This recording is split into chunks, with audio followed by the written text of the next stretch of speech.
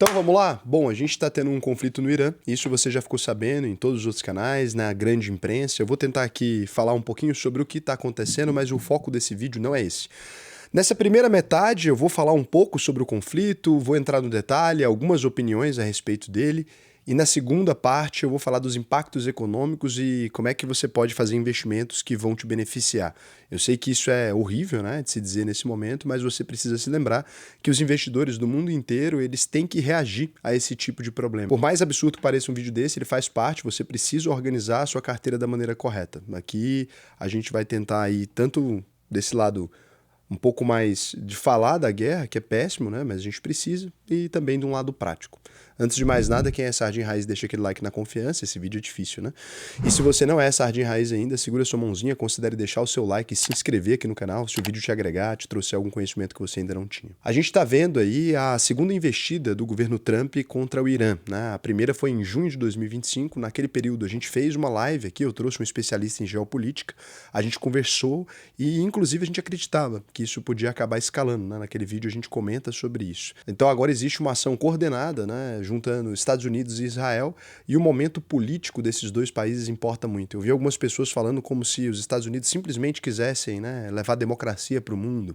Vi algumas pessoas falando também como se os Estados Unidos fosse o grande tirano do planeta e esse é o problema. E as respostas são muito mais simples no geral, né? Israel tem eleições agora em novembro e os Estados Unidos também vão ter a eleição de meio de mandato, que é aquela eleição chamada de midterm, que são as eleições para renovar uma parte do Congresso. O Brasil também tem eleições de 2 em 2 anos, né? Mas nos Estados Unidos isso acontece para eleger uma parte do Congresso. Ou seja, essa guerra, ela casa com um momento em que o Trump precisa aumentar a própria popularidade. A gente não pode negar que o Donald Trump ele teve algum revés complicado na história das tarifas, porque o equivalente ao STF americano barrou as tarifas dele, e naquele momento, inclusive, ele verbalizou isso. Ele disse: olha, se eu posso jogar bombas então no mundo e não posso definir as tarifas, vocês estão me colocando numa situação muito complicada. Olha o jeito que ele pensa, né? Então, a partir desse momento, ele precisou sinalizar força para o eleitorado, porque para os republicanos, mais do que nunca, né, esse pulso firme é uma coisa que eles avaliam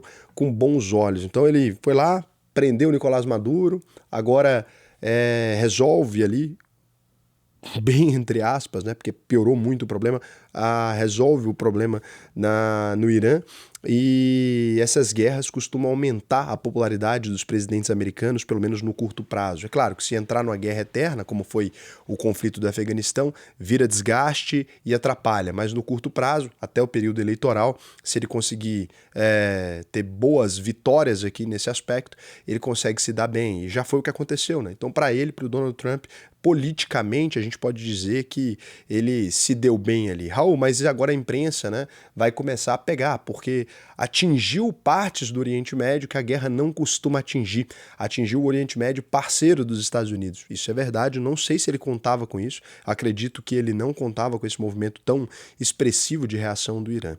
E aí, para Israel, o que isso significa, né? O Benjamin Netanyahu, dentro do próprio país, ele está enfrentando processos judiciais ali, tem uma eleição próxima, e esse conflito, né, está ajudando ele a reorganizar o próprio país ali, porque quando você tem um inimigo externo, você reorganiza o seu país, você consegue mais popularidade. Basta você ver, né, que o Lula estava com popularidade praticamente derretendo ali, ele estava com dificuldades aqui no Brasil de subir a própria popularidade. Quando entrou num conflito com os Estados Unidos, se você perguntasse para a população de modo geral, 90% te diria: olha, o Brasil jamais deveria entrar num conflito com os Estados Unidos. Mas uma vez que um país entra num conflito, o que você diz é: agora que já entramos, a gente não deve sair derrotado. Então, os brasileiros começaram a apoiar de novo o Lula. E a mesma coisa aqui é o que o Netanyahu está pensando em fazer lá. Raul, mas você acredita mesmo, né, que o jogo político ele seja tão sujo assim, que alguém faria um ataque simplesmente pensando em eleições? Olha, eu não diria que simplesmente pensando em eleições, você tem problemas mais profundos ali, mas que as eleições pesaram muito, o timing, né? Ele importa muito, principalmente para as democracias. É por isso que grandes críticos das democracias dizem que o regime democrático ele obriga, né, os governantes a agir da pior maneira possível. Não só agir da pior maneira possível, quanto os piores eles têm mais chance de se destacar atacar, porque quanto menos senso você parece ter dentro do regime democrático, se eu tenho coragem de gastar sem me preocupar, se eu tenho coragem de atacar bombas porque é período eleitoral, aparentemente eu tenho uma maior popularidade. Eu sei que isso não é o que a minha audiência normalmente quer ouvir, né? A gente tem aqui um pensamento muito liberal, a gente mantém essa coerência.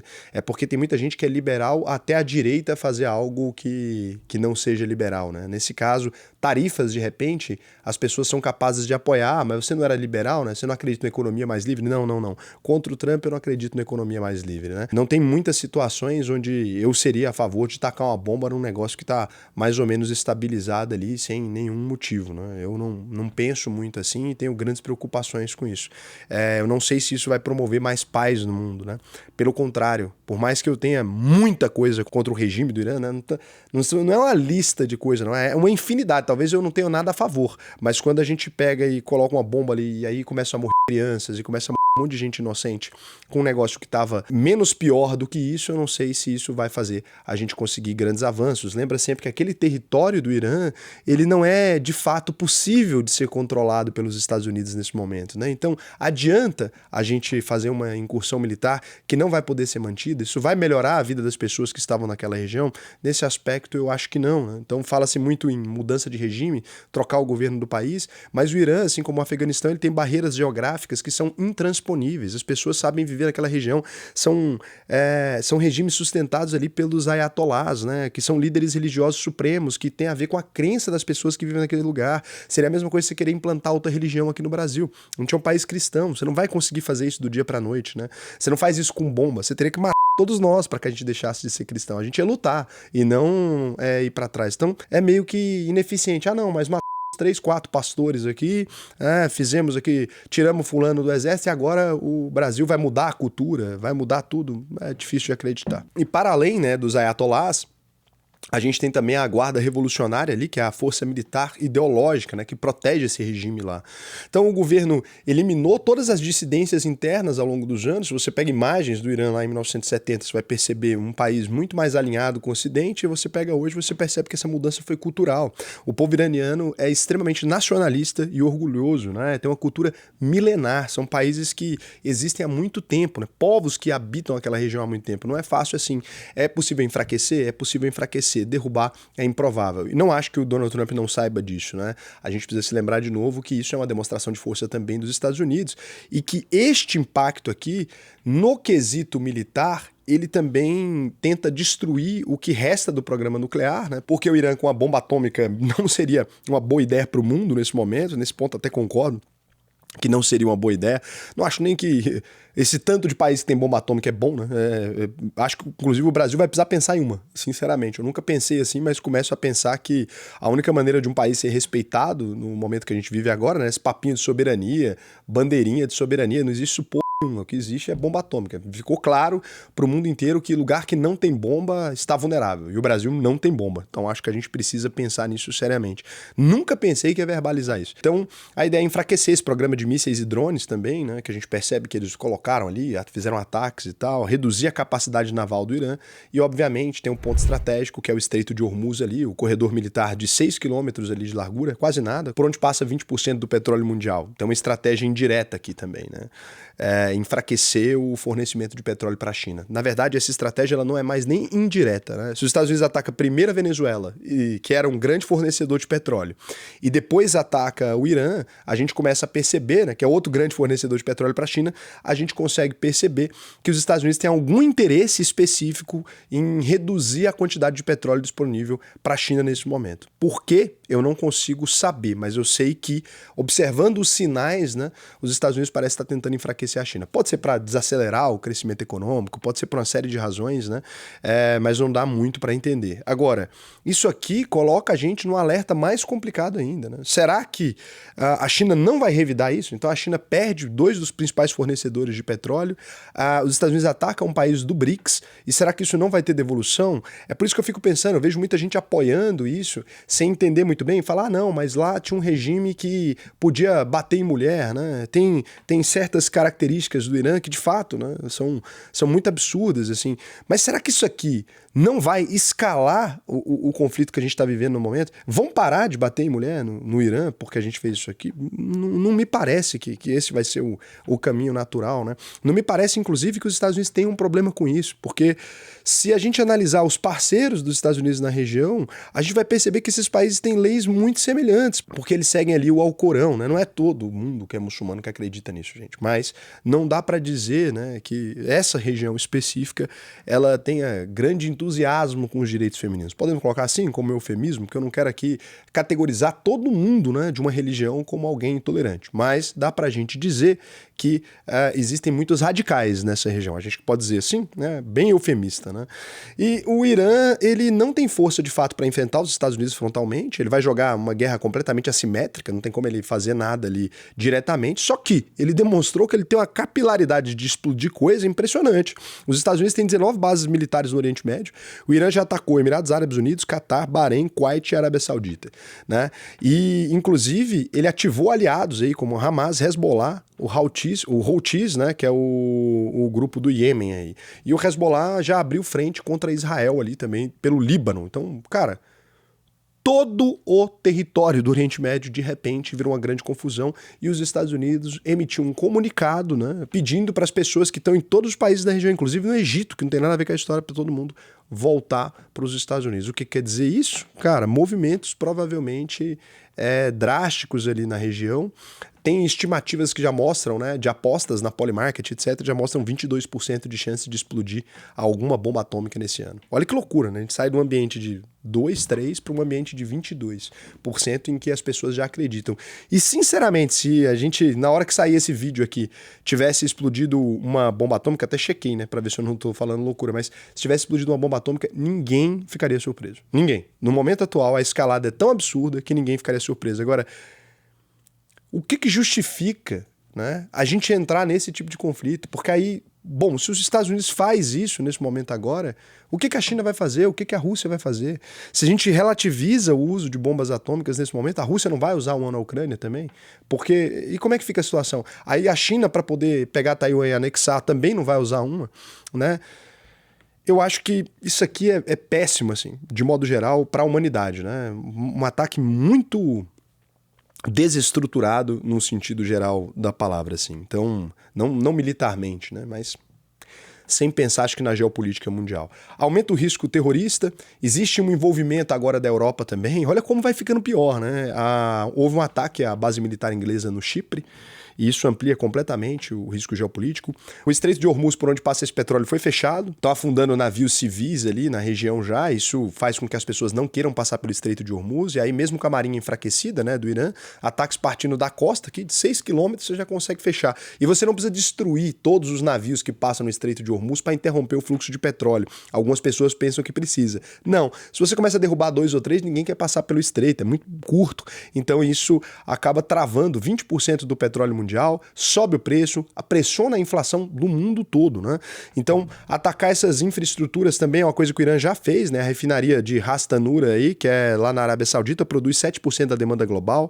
A infraestrutura energética vira alvo direto e daí com isso a gente tem alguns problemas aí bem graves. Então, do ponto de vista humanitário, estamos numa crise, né? Claramente o multilateralismo acabou. Quando eu falei isso aqui nos vídeos, disseram que eu estava sendo sensacionalista, né? Falando, nossa, Raul, você exagera, não é assim que funciona. Vocês percebem que não existe mais, a ordem mundial realmente mudou, aquele vídeo estava perfeitamente correto. Agora vale a lei do mais forte, cada um exploda o que quiser, não tem muito mais controle do mundo. E nesse cenário, a gente precisa discutir sobre investimentos aqui, porque o canal é disso, então não vou aqui ficar dando mais da minha opinião, acho que já deixei bem claro o que eu penso, eu não vou ficar aqui dando mais da minha opinião sobre isso, porque vocês não estão aqui para ouvir o que eu penso a respeito de guerra ou não, porque eu não sou especialista nenhum em geopolítica. Fiz aqui um trabalho junto com o Caju, que é mestre nesse tema, tá? Então, Carlos Stewart foi a base para isso aqui, é professor de geopolítica lá na UVP, é mestre no tema, estudioso de relações internacionais, tem encontro com embaixada, trabalha aqui na UVP, não só como professor, mas faz as nossas relações internacionais. Então, aqui não foi a opinião do Raul nem nada, nem as informações que eu peguei de Google, não. A gente pegou aqui um apanhado de alguém que sabe do que está falando, né? E agora eu vou dar minha opinião sobre o tema que eu de fato sei, né? O que a gente tem de impactos aqui e como é que você pode agir dentro da sua carteira de modo a tanto fazer proteção quanto se beneficiar? Bom, a escalada pelo ouro já é clara, falei aqui algumas vezes, o ouro ele é protetivo nesse tipo de assunto. O petróleo ele entra agora no centro do tabuleiro, né? Se o risco do Estreito de Hormuz ele aumentou ali, 20% do petróleo mundial passa por lá, o prêmio subiu. O Brasil ele é muito bem posicionado nesse aspecto, porque apesar do Brasil importar partes de petróleo, a gente importa Estados Unidos diretamente, não passa por lá. É um tipo de petróleo diferente, né? Não o tipo de petróleo que a gente produz aqui. O Brasil é autossuficiente em petróleo, mas exporta petróleo e importa um petróleo que tem características diferentes, né, para que a gente produza outros tipos. Então, isso aqui não afeta a nossa cadeia de produção. O Brasil está perfeitamente intacto com relação a essa cadeia de suprimento de petróleo. Inclusive, né, o nosso petróleo vai ficar mais caro para o mundo.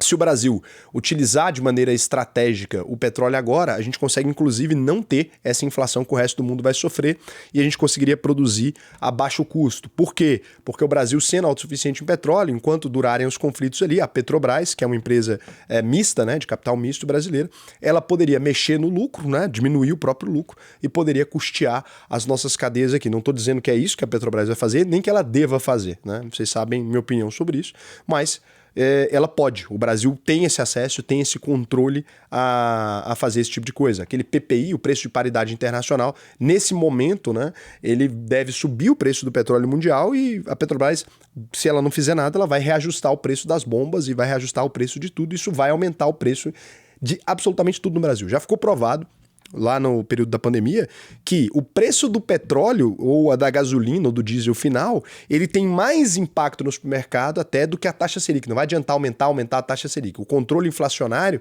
vai ter que vir dessa cadeia aqui para o frete não subir e o preço de tudo não subir junto. Então, a gente precisa pensar sobre isso, né? Mas o Brasil, aparentemente, muito bem posicionado. Por que o Brasil está mais bem posicionado ainda? O que você precisa se lembrar? O Brasil, ele negocia ao mesmo tempo, ele é membro do BRICS, então ele está no problema ali como solidário ao Irã, mas ao mesmo tempo o Brasil, ele sempre foi mais próximo do Ocidente de modo geral. Então a gente negocia com o Irã, com Israel, com a Rússia, com os Estados Unidos, com a China, com os Emirados Árabes, com o Japão, com todo mundo, né? Não tem motivo para a gente abandonar essa postura do Brasil, que sempre foi vencedora, a diplomacia brasileira é uma das mais famosas do mundo, para embarcar em aventuras. Então, continuo acreditando que o Brasil deve manter essa postura. Para a gente ser considerado um país mais seguro nesse movimento sempre nos beneficiou, né? Se os conflitos mundiais aumentam, eu vou para onde tem menos conflito, né? Tá explodindo bomba, Europa tá explodindo bomba, Oriente Médio tá explodindo bomba, Estados Unidos tá explodindo bomba, ou pode ter ataque contra-terrorista, ou pode ter ataque lá na Ásia também, porque tá no ciclo do problema a China. Bom, resta Oceania aqui e uma América do Sul, né? Que não tem grandes conflitos, não tem bomba atômica no nosso continente, graças à Argentina e ao Brasil que chegaram num consenso quando os dois países podiam ali. Então, a gente está no momento mais estratégico ainda do que já estava, tá? Outro ponto que é complicado de falar, mas é o seguinte, as pessoas pensam que guerra necessariamente significa queda na produção e ciclo econômico deficitário. Bom, você se surpreenderia de saber que na segunda-feira a Bolsa dos Estados Unidos subiu na abertura, na terça-feira ela continua subindo na abertura. O mercado acabou de abrir com uma leve alta. Pode mudar, óbvio, né? Depende das manchetes sempre, mas você ficaria surpreso de saber essa informação. Agora, o que acontece? No momento de crise, o gasto militar ele sobe demais. As empresas de defesa elas vão puxar para cima. As empresas de energia elas vão puxar para cima. As empresas de produtos de consumo básico elas vão subir. Por quê? Porque elas são empresas mais protetivas. As empresas de tecnologia, por exemplo, desde que elas não tenham algum tipo de atrito, elas podem subir também. Se a inflação acelerar, o Federal Reserve pode segurar os cortes da taxa de juros que estava para fazer lá. Mas isso não vai impedir necessariamente que a economia suba. Quando a gente pega os números de guerras anteriores e estuda, não necessariamente as economias sofrem na guerra. Vale a pena dar uma olhada para a economia da Rússia nesse momento, né? Na primeira janela ela sofreu um pouco, depois a Rússia melhorou a economia. Essa é uma parte terrível do mundo. Quando a gente analisa os fluxos econômicos, você precisa se lembrar o seguinte: PIB não mensura a qualidade de vida. É um ponto que eu não vejo nenhum economista falar, não vejo muita gente falar na internet, porque é complicado isso, né? É uma das contradições do nosso modelo capitalista. Se a qualidade de vida das pessoas piorarem, mas o gasto aumentar, o PIB cresce. Então, por exemplo, se amanhã a gente não tivesse mais oxigênio gratuito e todo mundo tivesse que andar com um tanquezinho de oxigênio, o PIB ia cair ou subir? Ia subir. A gente começou a comprar tanque de oxigênio. Então, nesse momento que a vida das pessoas pode estar piorando, né, se o gasto militar superar o que foi prejudicado nas outras cadeias de produção, a economia americana pode crescer. Inclusive, é difícil dizer que os Estados Unidos ele não vive em paz há muitos anos, porque ele faz guerra sempre. Tem teorias que dizem que isso é para manter o crescimento do PIB. Então, é esse o complicado. Então, o Brasil, de algum nível da ambiguidade, né? A Petrobras se beneficiou com essa cadeia de fluxo completamente independente. A gente pode ter um lado ruim aqui, que é a gasolina pressionando a inflação, ou o diesel. O Banco Central pode acabar adiando os cortes de juros. O custo dos fertilizantes que a gente importa dessa região ali, ele pode acabar subindo. A gente já teve um problema porque a gente importava fertilizantes da Ucrânia, né? E a gente pode acabar tendo um choque negativo, né? Seria um bom momento para o Brasil voltar a discutir a produção de fertilizantes aqui. Então, investimento em boas empresas brasileiras, longe dessa confusão, continuam sendo extremamente atrativos, né? Se tiver uma oscilação em virtude do capital estrangeiro ficar com medo de colocar dinheiro no Brasil, pode acontecer, né? Crise, você volta o dinheiro para casa. Se acontecer, não tem motivo para ter acontecido, vou deixar bem claro, o Brasil não se prejudica nessas cadeias. Se os gringos entenderem errado e voltar o dinheiro deles para lá, vai abrir um flanco aqui, ou seja, vai abrir um lugar muito bom para a gente investir nas empresas brasileiras, quem tinha perdido esse ciclo. Não acredito que vai acontecer, o mercado reagiu de maneira bem tranquila. Novamente, hoje a gente abre com mais uma alta, né? Estamos com 0,16% de alta no momento.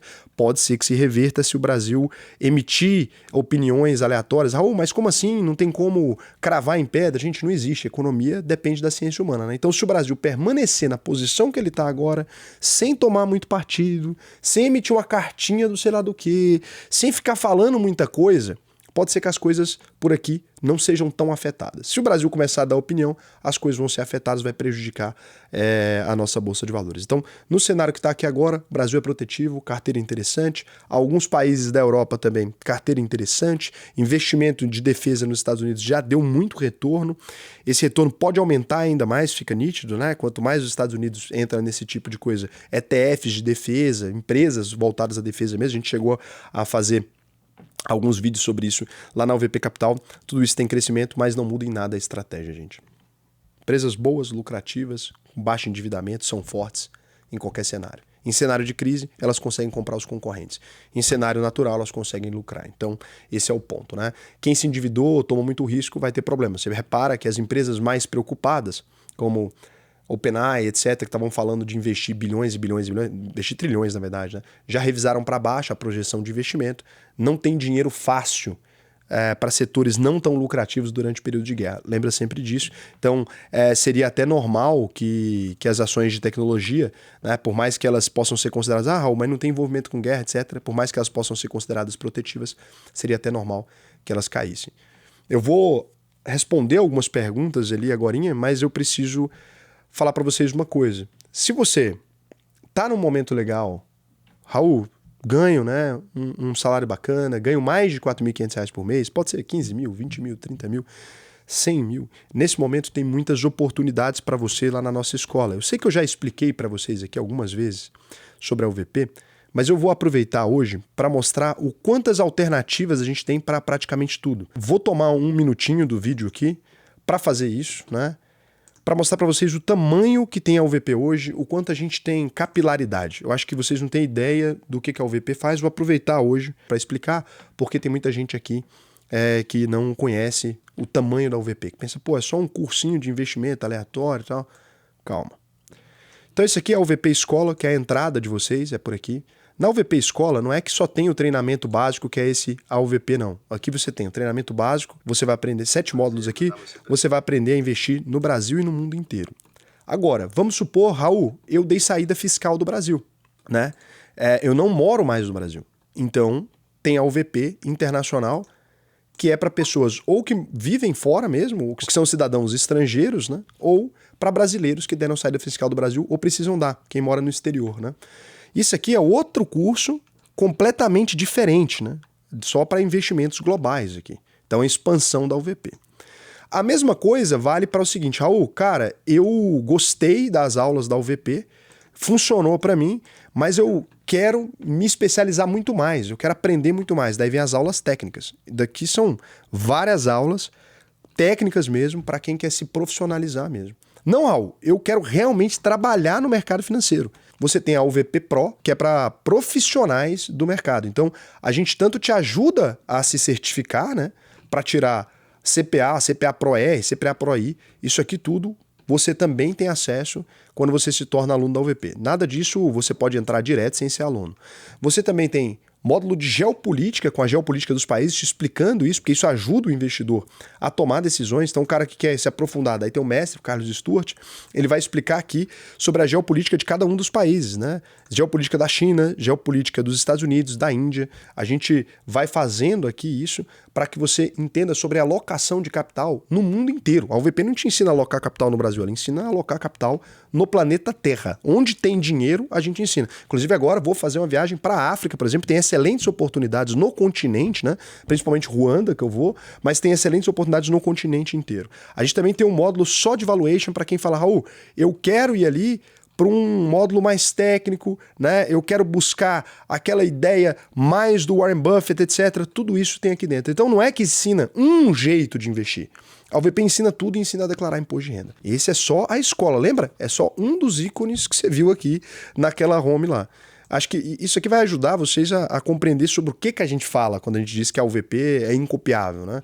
Quando se fala da UVP sempre é para você permanecer aqui com a gente, depois que você conclui a UVP, e você tem acesso à analítica dentro da UVP sempre, que é aquela ferramenta onde você, depois de fazer as aulas aqui e tal, você quer fazer análise, manter acesso a todo o ecossistema da UVP e ainda fica com acesso à nossa plataforma aqui gratuitamente. Então, depois de concluir o curso. Você também tem a comunidade da UVP, onde a gente tem mais de 50 mil membros, olha quantas publicações, 44 mil publicações e tal.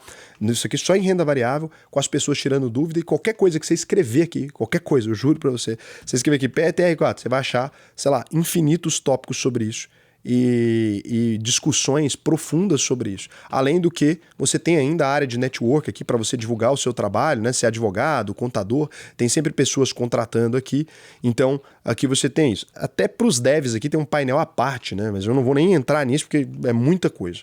Então, aqui dentro, né, para encontrar profissionais, marcar encontro com a galera. Eu não vou nem falar não, mas até casamento o pessoal arruma aqui, porque na UVP também, quando você entra, você define, você coloca debaixo do seu perfil se você é casado, se você tá pra jogo, né? Então aqui fica o seu estado civil, fica ali, tô pra jogo e tal. Então a gente tem poucas mulheres ali, mas até para isso. A UVP Consultoria é a consultoria top 1 do ranking BTG Pactual, então a melhor consultoria de investimentos do Brasil você tem aqui. Dentro desse chapéu da consultoria ali, você passou dos 300 mil reais, por exemplo. Vem uma pessoa específica te ajudar a cuidar da sua carteira, se você quiser. Então trabalhamos com 3 planos lá, você pode escolher o melhor para você e entrar na nossa consultoria. O UVP Agro é para as pessoas que precisam fazer trava de câmbio, fazer uma estratégia para vender soja, etc. Tudo isso aqui a gente resolve. Tem toda uma escola inteira voltada só para o pessoal do agro. Toda uma escola inteira. Por quê? Porque é muito diferente, né? O que você vai fazer ali para vender, para comprar e tal. Então, tem uma escola inteira voltada para a agropecuária. Aqui na UVP Corporate é para as empresas. Você tem uma empresa, quer registrar aqui com a gente mantém conta também da sua empresa, consegue fazer os recebimentos por aqui, tem um programa de aceleração da UVP Business, a gente faz alguns encontros por ano. Na UVP Câmbio, você precisa receber remessa internacional, a gente resolve aqui, você precisa enviar dinheiro para fora, precisa investir no exterior, tudo pela mesma plataforma. A gente resolve tudo isso aqui, investe em dólar, investe em euro. Raul, quero dar saída fiscal para Uruguai, etc. Wealth. A gente dá saída fiscal para o Uruguai, para o Paraguai, para tudo quanto é lugar aqui. É muita coisa, é absurdo. Então isso aqui a gente cria holding para você, tudo isso aqui você resolve a partir do dia que você entra dentro da escola. Aqui são só ferramentas nossas que definem o seu catálogo, define tudo. Ainda tem a UVP Seguro e Crédito. Ah, Raul, preciso financiar um imóvel. Clicou na UVP Crédito, você financia o imóvel, o que a gente cota em todos os bancos, te dá o melhor e fala para você qual que é o mais barato. A UVP Seguros, a mesma coisa, né? A gente cota em todas as seguradoras, faz o melhor seguro para você e te explica como funciona tudo. Então, isso aqui é uma parte do ecossistema da UVP. Uma parte. Tem cartão de crédito, tem tudo quanto é coisa, tem um ambiente de aulas. Isso aqui é uma parte. É assim que funciona. E a UVP tem sempre aquele compromisso. É por isso que a gente fala, não, você entra na UVP, se você não aprender a investir, eu devolvo 100% do seu dinheiro. Como que devolve, né? A pessoa começou a utilizar os serviços, entrou aqui dentro, nunca mais ela sai. Então, é simples assim. Agora deixa eu ver se vocês fizeram alguma pergunta aqui. Se você quiser se inscrever na UVP, auvp.com.br, vai nesse botão aqui, ó, de fazer a análise de perfil, preenche o questionário com atenção, né? E se você for aprovado aqui, ou seja, está condizente, você entendeu o que a gente faz, você tem interesse nos nossos serviços de fato, a gente te matricula aqui. Não ficou satisfeito, pode assistir as aulas, tudo de graça. Né? Beleza, Raul, pediu dinheiro de volta, você foi embora, né? Pagou para entrar, mas viu tudo de graça ali, porque você pode pedir o dinheiro de volta a hora que você quiser, a gente devolve. Simples assim. Então, agora, deixa eu verificar aqui. O que vocês perguntaram? O Kilua falou, estou no zero começando agora. Por onde eu compro as paradas? Qual corretora ele usou? Eu não prestei atenção no que ele disse. Eu usei o próprio sistema da UVP. Então, você pode utilizar XP, pode utilizar Banco Inter, pode utilizar Nubank, ou pode entrar na UVP, que a nossa plataforma é fechada só para os membros. Na sua escola tem instrução para as dívidas? Tem. Ele disponibilizou essa tabela do quanto gastamos para viver ou só para assinante? Tudo da UVP, gente, é fechado, mas essa tabela tá pronta. Ela é lá na calculadoras. Investidor Sardinha, calculadora, você vem aqui, ó. Calculadoras, calculadora de renda. Daí você consegue utilizar. Beleza? Beijo para vocês, até amanhã.